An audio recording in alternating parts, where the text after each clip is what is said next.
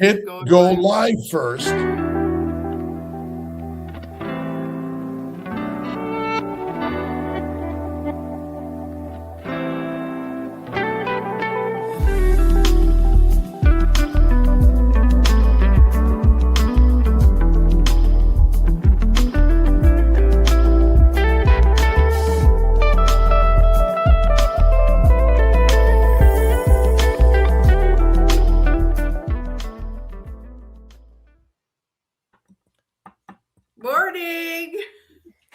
Good morning, everyone. It's Buenos dias. 6 a.m. on the 25th of March. Today marks 1,000 days I've been carnivore. Wow, I'm coming to you from Central Florida. Please put in the chat where you're coming from, where you're watching, and hashtag KMT for a chance to win a prize Dr. Kiltz's hat. Dr. Kiltz's hat. One size fits all. That's the beauty of it. That is the beauty of it. Simplicity. And this morning, we're going to be talking to Jeff from 3C Joppa Cattle Company.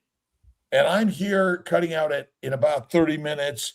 And this is 70 years plus 13 days carnivore, since we're all born carnivores, but we fall off the wagon, as they say, and we slip into eating the things on the ground that are stagnant or aren't moving, at least to our observation. And we're changed it up because we eat beef from where, Jeff? I think it's a little company in Texas called 3C Joppa Cattle Company. Okay. Yes, sir. Great to see everybody this morning. And I want to commend Alia for bringing our new intro, and we're going to add to that. And we want everyone to contribute their own ideas, because I'm thinking we got to find ways to focus our revenue and our investment to the volunteer teams and those that are part of the ambassadors of the keto carnivore lifestyle. What do you think, Alia? I think that's a great idea. And I want to say, since you brought that up, that anyone who does the Kiltz Health coaching course becomes an ambassador for the Kiltz Health coaching course. And we're putting together a commission system. Anyone who's mentioned it to their friends is signed up. So that's a great way to get more people on the course so they learn how to heal their bodies. And it's how we can help return the help back. All right. And it really is revenue helps us continue the mission of what we do. But if we make it as nominal as possible, then everyone could join, and not making it in a way that is selectively for those that only could afford it. Yeah, everybody can join. Yeah. Yeah. And I can work out all sorts of payment plans if you want to do the course. It all works out. Kay says she met you at LAX and she'll please post our pic. Who's got the picture? Does she have it or do I have it? Met you at my job at LAX. Please post our pic. Was that the bus? Are you the bus driver? Is this the bus driver? Yeah. Give me the date. I could go on my phone if we did it, because these are my craziness to find all this stuff. But listen, we are brothers and sisters around the globe. Where are you, Jeff? Texas? Just outside of Austin, Texas. Yeah. And do you go to work every day to make sure that those cattle are well taken care of, the grass is, and those of us that love your meat get really good quality?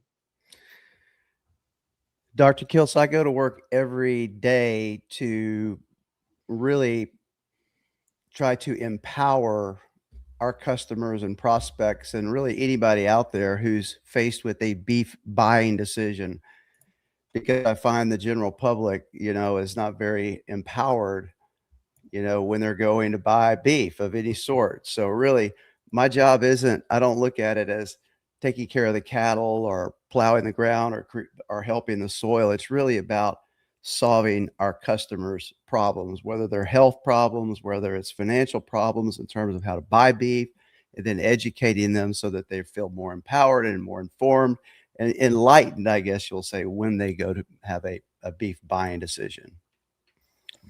And just to touch a little bit on beef affordability, when you eat meat, the majority of it is absorbed into your body and utilized as healing and building blocks for your body. When you eat plants, a significant amount of it just goes out the rear end. It's never utilized, and it contains toxins, and it fuels the microbes, the parasites. Bacteria and viruses are parasites, by the way. They're not good for us. And so that's why beef is still the most affordable and healthiest thing to eat, because it helps reduce inflammation in our bodies. And that's the real important part of this. When you say, Alia, Yes. Dr. Nelson, and Jeff. Absolutely. I would agree. And, you know, to build upon that, Dr. Kiltz, you know, there's every animal has its own fat profile, right? And nutrient value. And just by the very nature of the Wagyu species of beef, which is what we raise, American Wagyu, you know, the Wagyu has a higher, you know, intramuscular fat profile, more marbling. So that means more monosaturated fats as compared to, I'll say, native beef, normal beef. So it's got a better overall fat profile, you know, as compared to conventional beef. Very rich in those key nutrients, whether it's iron or zinc. And then really provides a more consistent tenderness and eating experience. So really you're getting both nutrition and fuel, you know, in every bite you take of American Wagyu. Not that native beef is bad. We've all heard prime Angus, they've done a great job marketing, but there is a bit of a difference in the fat profile in different species of bovine is really the point I'm trying to make. Is eating fat good for us, or is it unhealthy for us? Is that for me or? Oh, for all of us. I mean, you know, Dr. Nelson, I mean, we've been in the last 50 years plus, maybe 70 years, I think it's probably longer than that, hundreds. We've been taught that eating fat is bad for us, causes disease. So fat in our food and fat on our body causes disease. Does that make biologic sense? Fat is the stuff of life. It's energy storage. And the building block of our bodies, reproduction of our bodies, and without adipose tissue, which contains all the minerals, all the vitamins, all the amino acids, all the glycans, and there are 9 sugars in the human body, by the way, not just glucose, and amino acids also. We're dead, and this is our problem. We're listening to the science, and have we made keto and carnivore really a complicated science? No. It's got to be simple, right? I'm reading a book that's called The Big Fat Surprise. And there is quite a few references there to, you know, way back in the 40s, 50s, 60s, you know, many trials and studies that were done that really proved that saturated fats aren't necessarily bad for you, as we've been led to believe, at least in my lifetime. You know, I'm 60 years old. What is a saturated fat? Is that a scientism in a petri dish? I mean, there's animal fat and there are plant oils. Isn't that a simple way of explaining this? You either eat animal fat, which is really the only fat available, or you eat plant extracted oils. And so is animal fat bad for us to eat? No. Is it healthy for us, actually?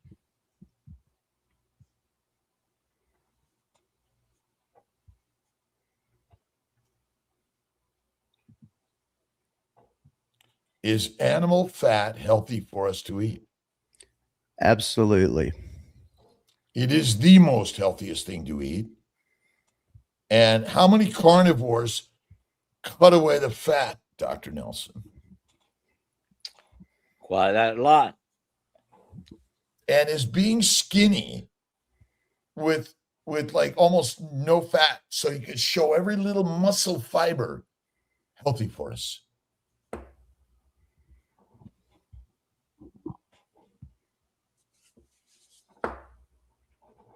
Zero. Bad. Skinny is deadly in a famine. And reproductively, skinny women are less reproductive. And men, same thing, is bodybuilding, muscle focused and lean body focused, and going through all these. Let me get down to like what? 1% body fat, 2%? Is that ultimately healthy for us? No. It isn't. So Jeff, tell us a little bit about why C3, fueling our Joppa. bodies, Joppa, is focused on a way that is as natural as possible to get the very best meat for all of us. And it's just one of many ranchers and human beings that are taking the time in their lives to get up every day and care for those beautiful animals. Make sure they don't ruin the neighbor's yard. Yeah. By the So way, where did the name come from? the name 3C Joppa Yeah. came from, we have 3 children that have zero interest in ranching. You know, they're in their mid-20s and they want Starbucks and high-speed internet, and they're, climbing the mountain of their careers and want nothing to do with the cattle business. But since I've been in the cattle business now for the past 10 years, I see what a great lifestyle it is. I miss the corporate check, believe me, but the lifestyle of the cattle business is great. And so 3C means for 3 children that hopefully one day will come back and carry this direct to consumer beef business that we are, been into now for probably 3 years, actually longer than that, since COVID. And Joppa is the little town that our ranch is in. And really the town consists of one thing, and that is a little white church. That's all that is left of in Joppa, Texas. So that's as simple as it was, 3C Joppa Cattle Co. We didn't start out with the intention of, bringing this business into a direct to consumer model at all, right? When we started this thing, well, my in-laws started this 100 years ago. And, fast forward to COVID, we had friends that would come over to the ranch because you couldn't go anywhere. So people would come out here and they would say, "Why aren't we eating your cows, Jeff?" And at the time we weren't selling direct to consumer. And I said, "I don't know. Why aren't we? Why aren't we doing that?" And that's really where the whole transition from the traditional model of ranching, where when you need a little money, you go out and you cut the calves away from their mamas and you put them on a trailer and you take them to the auction barn. That's what my in-laws have done for 50, 60 years, and they've done fine. But the direct to consumer business was really started during COVID when that person said that. And we've leveraged, we didn't just buy cattle, right? So we really built the herd intentionally. And we started with registered Angus cows, and we bred those to registered Angus bulls to create the best prime beef. Everybody's seen that label in the grocery store, Prime Angus. They've done a great job as an association marketing. I don't think Prime Angus is any better than Prime Hereford or Prime Charlet or any other prime.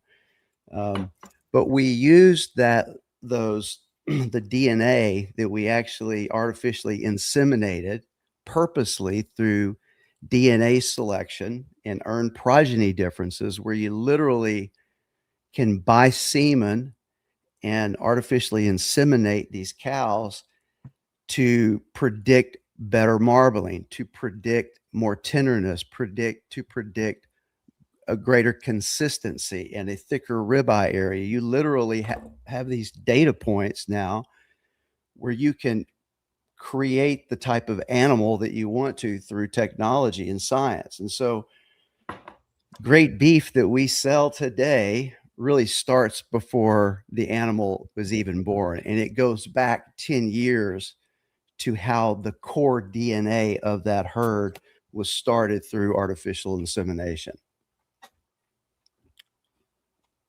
There's a comment up here. Yeah, I would like Jeff to check it out and see what he thinks. I want you to about it. read it, Alia. Yeah, animal fat is the only healthy when the conditions of the animal live a stress-free life. Tortured animals give stress in the fat, which we intake that stress. I wanted to. Is that a true statement? I don't know. 100%. 100%. It's an untrue statement. Untrue statement. Untrue statement. Okay, you're a lion. You're a lion hunting in the wild, and you got a cow, a beef, a bull to capture, kill, and eat. Is that animal that you're chasing to hunt down and kill is thinking, wow, this is really stress-free? Who's the most tortured, stressed out animal alive? I'd say a human being. Human beings. That's it. This is the problem. We're claiming that, well, if they just live a nice life, their fat will be healthy. It's kind of like saying visceral fat is the cause of disease. It makes no sense. No sense. We are claiming, again, I agree with raising our animals in a wondrous way, but is corralling them and taking their babies away technically without stress? No, not at all. Let's not claim something that isn't true, but ultimately eating animal fat is the only true fat that exists. And it is the healthiest thing to eat. But we keep on getting onto this thing about, well, are they raised properly? Which we want to honor that the best we can, but we're claiming stress-free when, in fact, I don't know, that somehow that animal releases something into the fat, makes it unhealthy. I don't know what it is. I think what, you know, where the question may be coming from, maybe not, but, you know, is like any animal, adrenaline is released when they are stressed or they are fearful. And if you actually slaughter an animal, you know, at a time where that adrenaline is running throughout their bloodstream and through their muscles, then the taste of the meat will be significantly different. When we call it in the cattle business a dark cutter.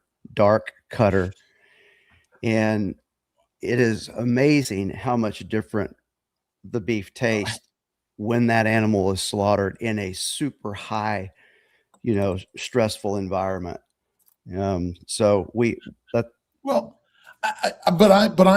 I think the statement is an overshoot that says that food is unhealthy for you.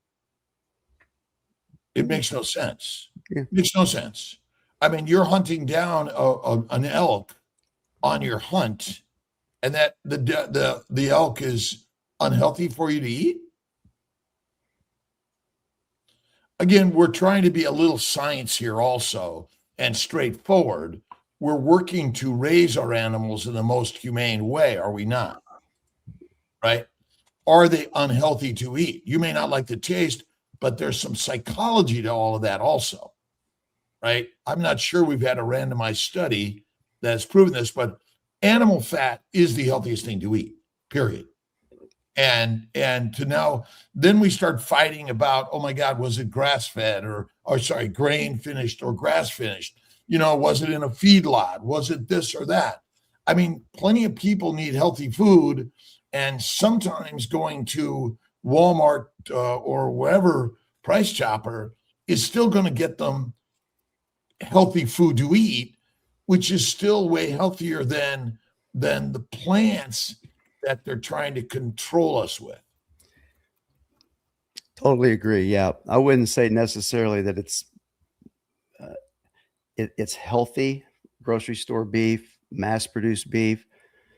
I wouldn't say it's necessarily unhealthy, but when you compare it to, sourcing beef directly from a rancher versus from a grocery store. I think what we're saying, because if you can afford it, and you can, by the way, everyone can. Whole point is you're still getting. We're creating an environment that gives us future freedom and creating more grasslands for the true healthiest food we can eat is a lot of what we really are here to do.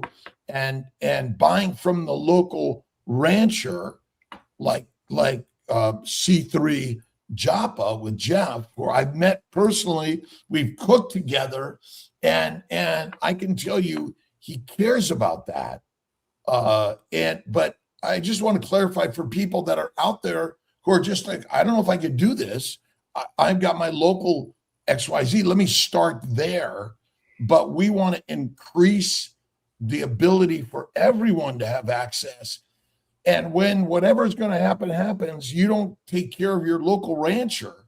Now there's going to be nobody providing that food except the masters of the message and the money. And we ranchers are going out of business. Ranches are being sold at a rate that would scare you if you really, really knew it. I don't know, fast forward 50 years, what this is going to look like, quite frankly, because the young people don't want to, it's not for everyone, right? Ranching is not for everyone. You don't know when a drought's going to come. You don't know when a flood's going to come. You can't control Mother Nature. That's part of the excitement about it. But when you look at how many people we have to feed in this country and around the world,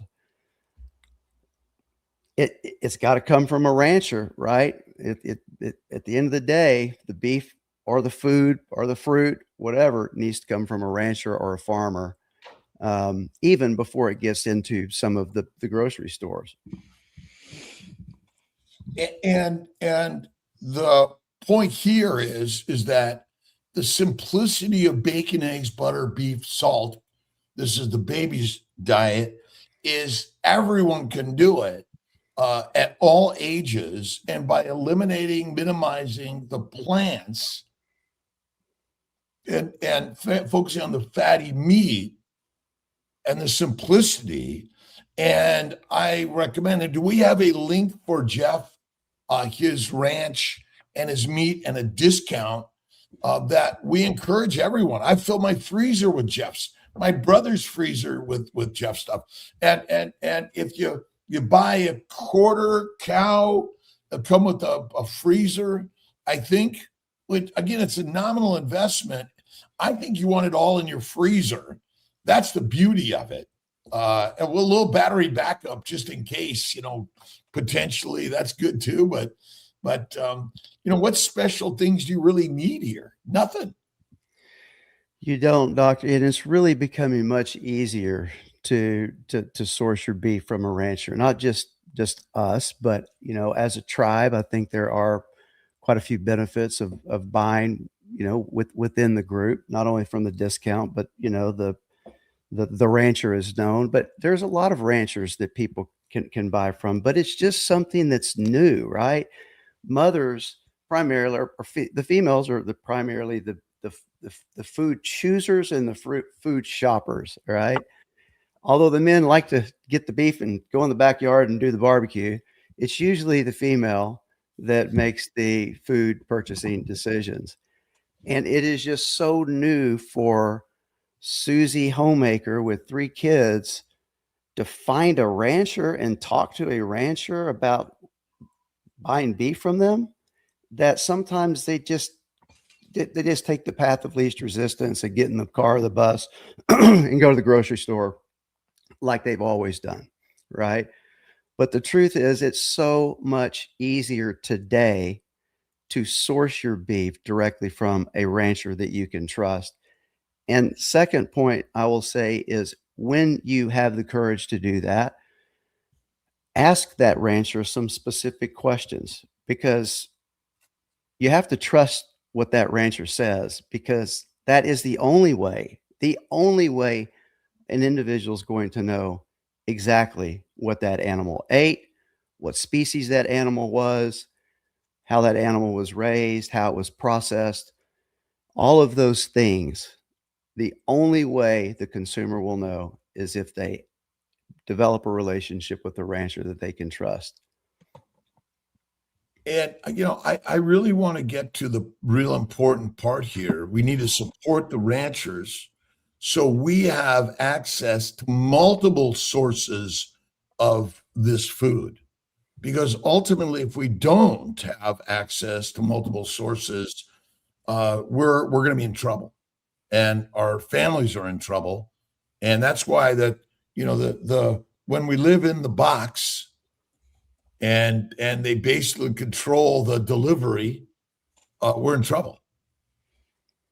And I always go back to fatty meat, organ meats, salt, and water is like a simplicity. Eggs. Do you do any other raising of other animals, chickens, pork, or anything else? No, we don't. But this morning I had a couple of eggs that my wife has a friend at work who brings her fresh eggs that she raises. And I was just this morning thinking about how much better these fresh eggs taste and look than the grocery store eggs. It's just happened 30 minutes ago, right? But we don't.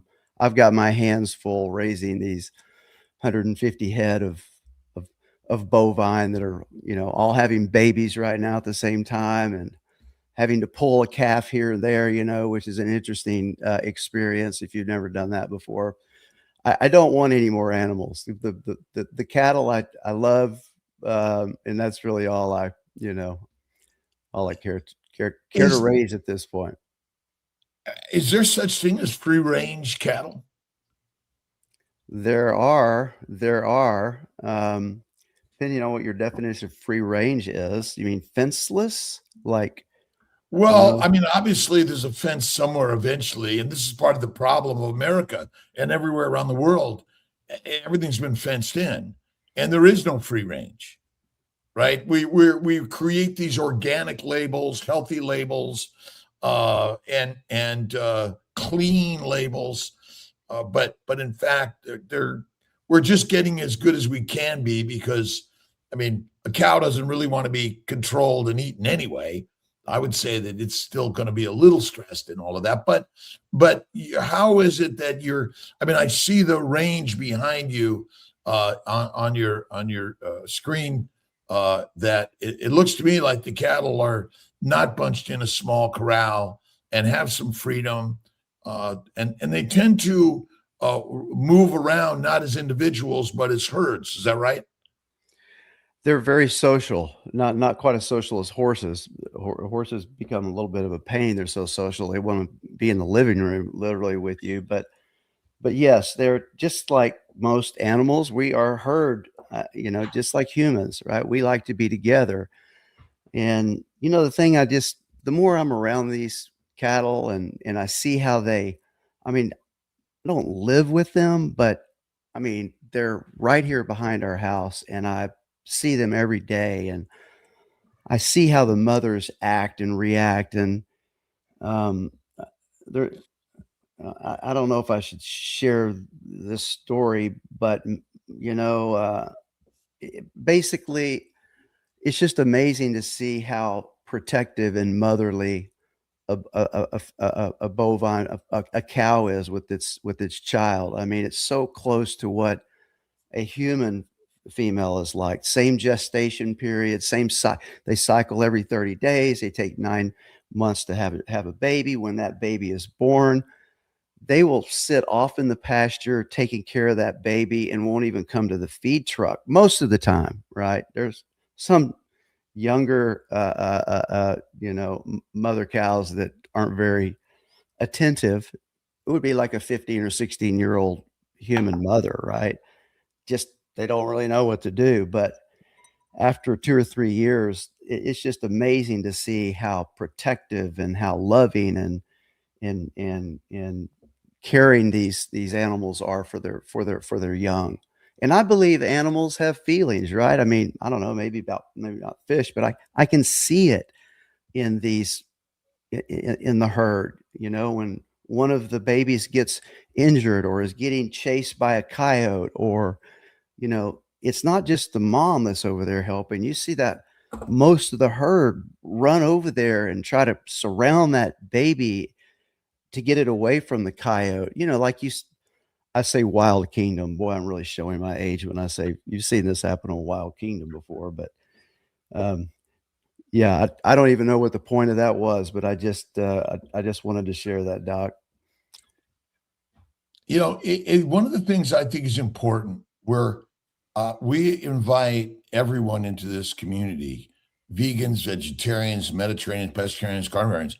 We are not judging anyone or anything as trash or bad. We're inviting everybody. And if you're eating Costco meat, I can tell you, we had 150 pounds of Costco meat at our meetup, and it was delicious. And I know there was a rancher behind some of that, for sure. And what we're saying here is, hey, look at our good friend Jeff, who gave up a lot more safety and money to be out there caring for these beautiful animals. And we require human beings to do the work to care for the animals.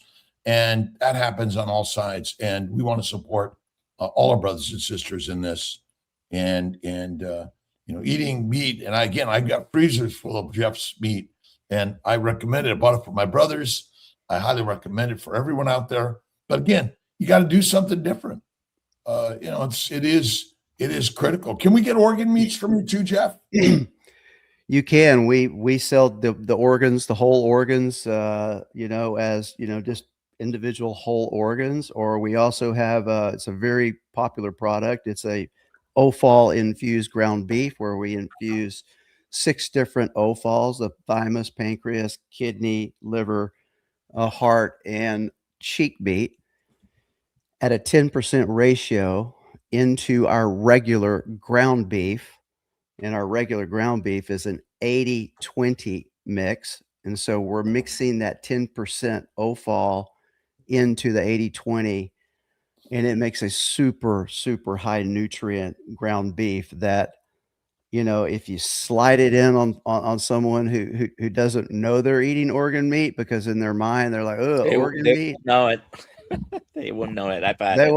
They wouldn't know it. Even my wife, and you can tell a little bit when you cook it after you do it. It's got a little bit of a different smell, but in a little different consistency. But yeah, that is a really, really popular product. You can buy all of these right off our website. But I was going to talk a minute about prices, if I could for a second, Doc, Aaliyah, Dr. Nelson, if we've got a minute. Sure. We got a bunch of questions. So I can't tell you the last time I went to the grocery store and actually looked at beef, but I do search prices online. And right now, the average price across the country, retail price for ground beef for decent ground beef, is $7 to $8 a pound. All right. $7 to $8 a pound.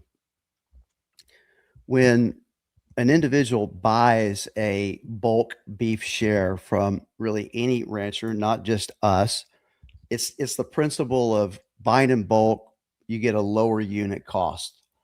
And for carnivores, for those people who eat a lot of beef, that is the smartest economic way to purchase beef, is in bulk, just like you would anything else in bulk, right? And if you buy a quarter or half, you can get that price per pound from 3C Joppa down to $12 or $13 a pound, right? Heck, you go buy a ribeye now, even not an American Wagyu premium cut, and it's going to be $30 a pound, right? So that's one of the things I really want to communicate to the audience is it may take a little bit more out of your pocket at one time, but if you do buy in bulk, you can get that average price per pound really, really close to what, ground beef costs.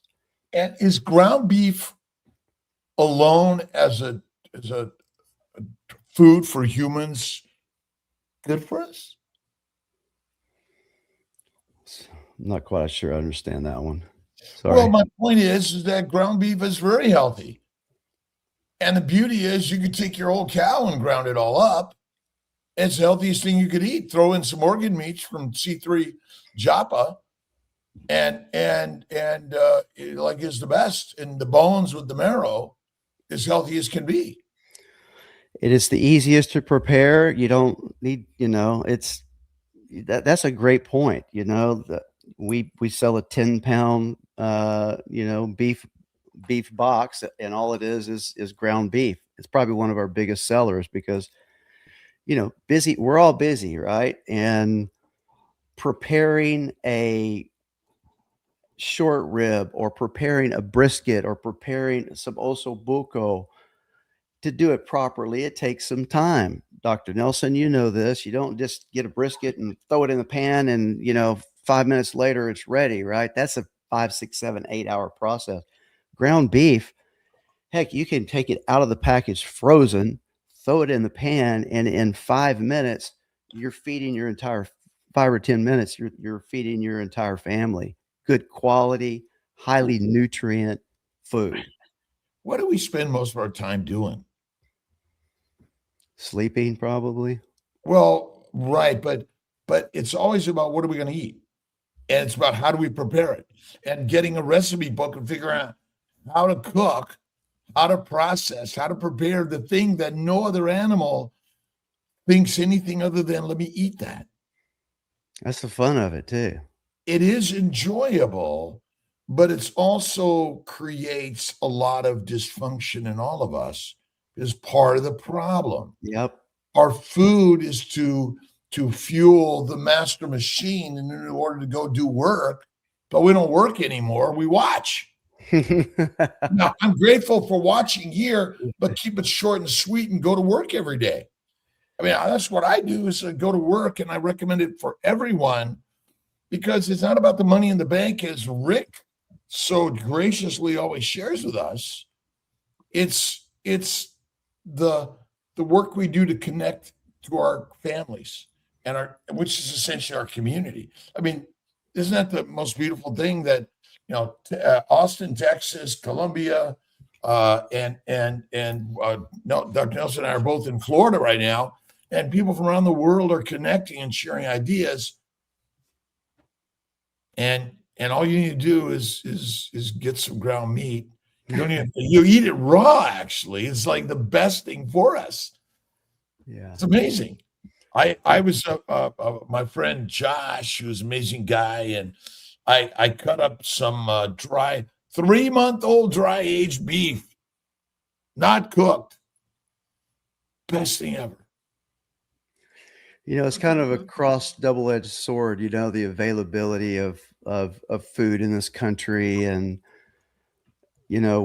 our society, I think, has, we've built our daily routines around food. Like, where are we going to go? My wife would just as soon go out and eat every meal out versus dirty up the kitchen. That's just her, the way she rolls, right? In our community, I think the majority of the folks in the US, look at all these restaurants and high-end steakhouses, and it's like food has become like the centerpiece of our gathering, and it's so available and many times so unhealthy, that it's a double-edged sword. All the availability of food that we have, and then we have the time to go out and eat it versus doing the same thing, but at home, preparing it yourself, saving money, buying it in bulk, it's kind of a double-edged sword. The amount of food that we have that's available, and really consuming the right amount and prepare the right amount the right way. And by the way, this is a platform for everyone, and all ideas are welcome. Thoughts, as gracious as we can be, that's always the most important thing. What we're sharing today is someone like Jeff, who gets up every day and cares for the animals and the land and the grass. My friend Mark McKinley from Bighorn Mountain up in Buffalo, Wyoming, is all about the grass and the soil. Right. So tell me a little bit about the grass and the soil, and what's happening with the grasslands in the dirt. Oh boy. Well, that's exactly where it all starts, Doc, is the nutrients that are in the soil, and then those nutrients in the soil are absorbed into the plant, and then the plant, the healthier the plant, the more protein in the plant, the healthier the animal. And so what's happening with that is our grasslands are disappearing, and ranch lands are disappearing at an alarming rate in this country. But for those who have the land in their family and are trying to improve that and improve people's lives through good quality, clean beef, it's incumbent on us ranchers to not only take care of the animals, but also take care of the soil. And so what we do as regenerative ranchers is we do not plow, we do not till, we feed our cattle on native Texas grasses. And I want to encourage and help those native grasses grow as much as I can, even in the environment that we have, which is very much a drought. Right. But if you plant grass in a certain way and you fertilize it in a certain way, when I say fertilizer, sometimes that's a bad word, just like when you say the word feedlot, sometimes that's just a bad word. But fertilizer can come in many, many forms, and feedlots can come in many, many forms. And what I mean by fertilizer is taking the cow dung, the manure, and using that as fertilizer, and only doing no-till drilling of any kind of seed that you want to plant. Takes quite a contraption of a machine to do this, but it basically, runs a little line down the dirt, puts a little hole in it, and injects the seeds into it, and does not disturb any of the other native grasses that are around it. Farming 101, which I've just learned the last few years. I've never been a farmer, but we as cattle ranchers try to farm because that helps us feed our cattle, right? We got to have a little rain to do that, right? So, it's an interesting combination of farming for our cattle and learning how to do that in a way that improves the soil and then improves the quality of the output of the beef. Do you know Texas Slim? I do, not personally, but there people out there like yourself, Texas Slim, Mark McKinley. Oh my gosh, trying to remember from Justin with the carrot cattle. Justin Carrot Cattle, also back up to Wyoming where we were for that meetup 2 years ago with trying to, again, there's so many. I mean, even Tyler, right? Tyler and others. I mean, there and also in Colorado Springs. It'll come to my brain right now. It's 70. It's amazing how these things begin. It takes longer to find. There's so much in there. Yeah. I mean, there are so many people like yourself that are really coming together, and I think we should have a panel and maybe a group discussion and sharing this. Again, it's like so many small farmers, or I'm going to get to wineries and things like that, which small amounts infrequently are probably okay, maybe, but are sustaining our lives on ranches and farms and locally and homegrown, which any and all of us can do this ourselves, right? That's really the more we share these stories of, hey, where'd you get that? Where'd you get that? Where'd you get that? What quality? We're really supporting our brothers and sisters to continue to be able to support, so we don't have to rely on the buttons to deliver, overly deliver stuff we don't even need to eat, which is harmful for us. And Rick said cows live on fat and humans live on fat. This is the most important thing of our truth. But go ahead, Dr. Nelson. We have a lot of questions, and we're Let's not get going to some. have time to Get go up. through them. Get them. Okay. Start going. Get 'em. Hollywood Saint 57, is creatine healthy for bodybuilding? Eat fatty meat. Eat beef. A lot of creatinine in there. Creatine. Okay. What is the carnivore hen now? What is the ideal body fat percentage for a man? Don't know that. There is none. All right. This is Peter. He says, hello, I'm from Greece. Fasting 15 days OMAD with fruit and veggies and nuts. And after that, 2 days dry fast. And for some reason, I don't understand why I can't raise my blood temp to 36.6. That's Celsius. I've always had 35 to 36 Celsius when I only eat boiled eggs.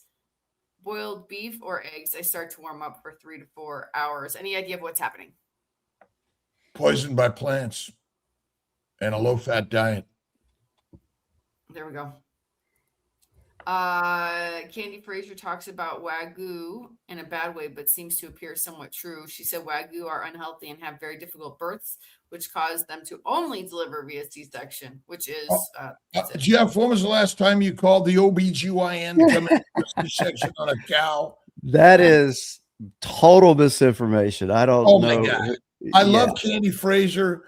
Love her to death. She's a great, amazing animal, but it's too complicated. Yeah, it's too complicated. It's fear mongering. Wherever this came from, the Wagyu are unhealthy, is that is where you can't believe everything you read online, or they're goofy looking animals, and I can show you they are very strange looking animals, but you don't judge a book by its cover. Yeah.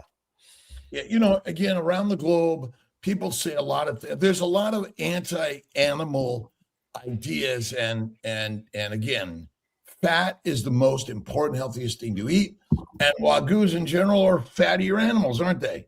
Yep. Okay, next one. This was talking about the stress in the animal question. Chronic stress, is it?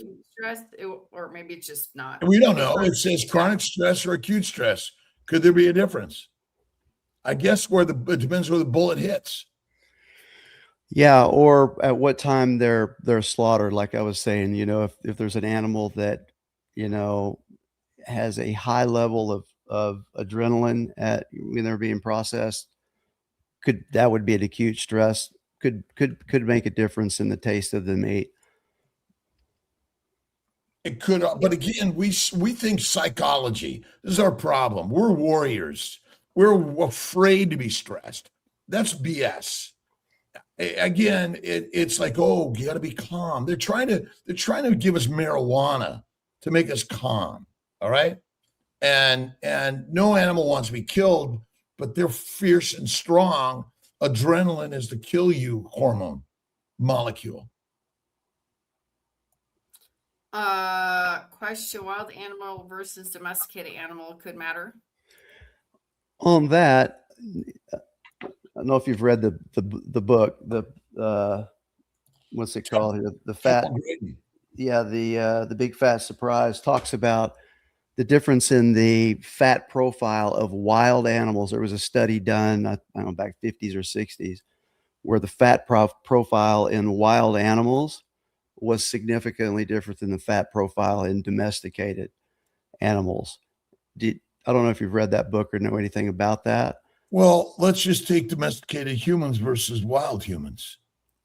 Is the fat profile different? Yeah. But the story is simple. I mean, we're fatter because they domesticate us and they feed us, overfeed us. I mean, technically a cow that isn't overfed is going to be leaner, correct? Correct. Right. And so when we talk about fat profile, what do we mean? In this instance, my recollection was that the wild animal was found to have way more polysaturated fats than domesticated animals. But the saturated fats between both the wild animal and the domesticated animal were the same. And I don't remember why that was.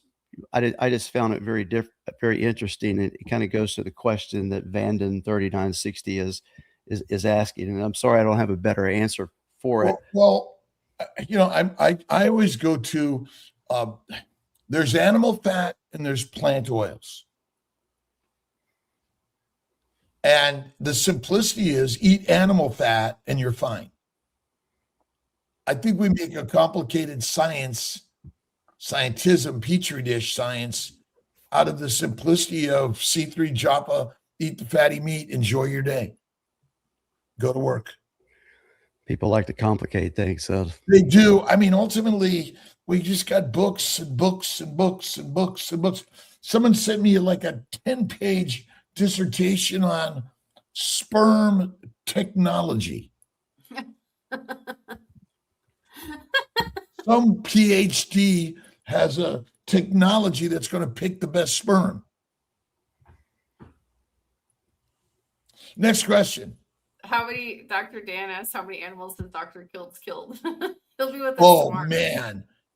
Like infinite. As I drive, fly, walk, breathe. Like how many bacteria and viruses do I kill every day? Brian Dish wants to know why the ranches are being sold so fast. And some of them are not being sold, but just going under bankruptcy, right, Jeff? Am I right? yeah, that's really what it is. And you know, they haven't adapted. They haven't pivoted to the old way of ranching, the old way of farming. And quite frankly, the younger generation typically really doesn't want much to do with, you know, the old family ranches. Where in their mind, that's just a bunch of hard work. It's outside, it's in the sun, and it's never made my family any money because we've been poor all our life. And so when that land gets, you know, moved to the next generation, typically first thing the kids do is put it up for sale. And then they sell it to one of the big, you know, publicly traded corporations that their whole objective is not to provide quality nutrient rich food, but is to improve stockholder value. Money over mommies, men, and masters. Capitalism. Yeah. The leading cause of bankruptcy in America, medical care debt. Yeah. The modern medical system is stripping us of our health and wellness, and a complicated science is really complicated. Eat fatty animal meat. What more do you need? Next question. Let's go rapid. Faith, Karen, I have always heard that you thaw meat, you shouldn't refreeze it. Is this true? If so, why? I don't have a scientific answer on that. I do it all the time. Yeah, I do it too. Yeah, never had a problem All right. with it. Megan, You can't keep just information for the audience. You could keep beef, I know, in the freezer for a period of 1 year with zero degradation in nutrient value or quality. After 1 year in the freezer, you start losing a little bit of nutrient value, and it starts degrading a little bit. Maybe. I don't know. Maybe. What are your thoughts about SSRIs? I don't know if this is with relationship to cattle. Well, Jeff, does beef have an equivalent to an SSRI? Which, Dr. Nelson, what is an SSRI? It's an antidepressant. Certain selective receptor inhibitors. Yeah. What's it for, Dr. Nelson? for depression. So how many people take a antidepressant or SSRI in America or the world? A lot. Millions. Okay, so Jeff, do you have a treatment for depression?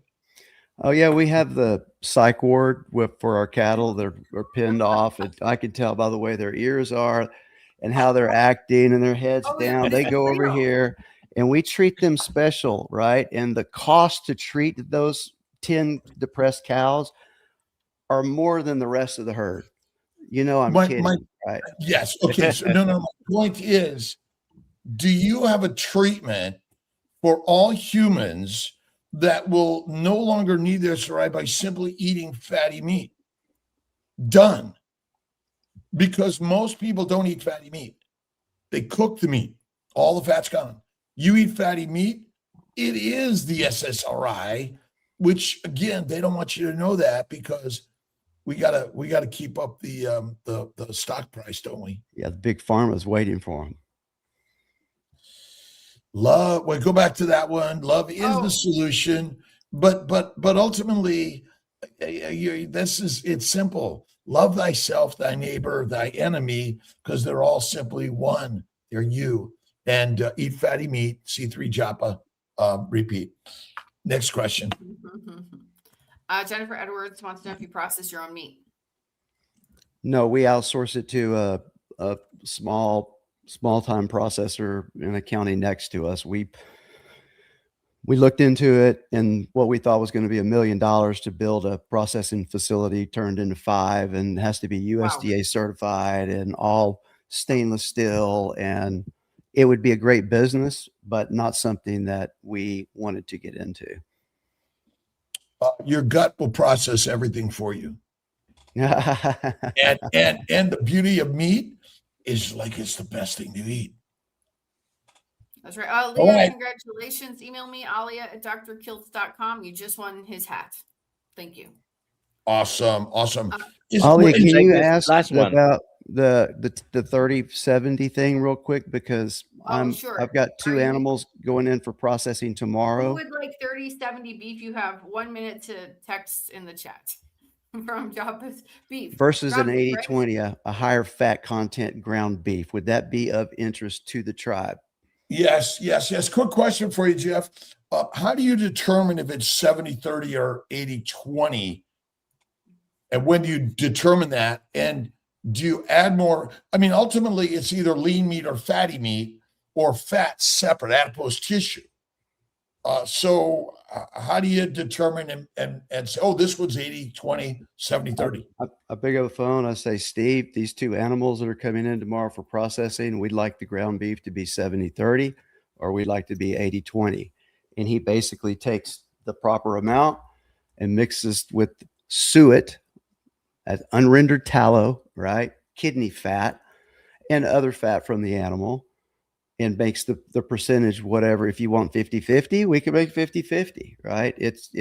That's something the consumer and you tribe members can choose, and we can literally custom make it to the needs of the tribe members. But that's excluding in general the rib roast, strip loin. I mean, there's certain pieces of that animal that always go whole and then get sliced into individual. Is that correct? Yeah, just from an economics perspective, Dr. Kiltz, so you would never want to take a strip loin and grind it into ground beef, because if we did that, we ranchers would go out of business really quick, right? Right, because you make the money and you make a more profit from the rib roast or the strip. Not necessarily. Ground beef can be just as profitable as a high-end steak. But you always are there any other large cuts that you always separate out because that's where the consumer One. We gotta go. Briskets. Bye, Yep. All right, bye everybody. Bye. We love Thanks. you.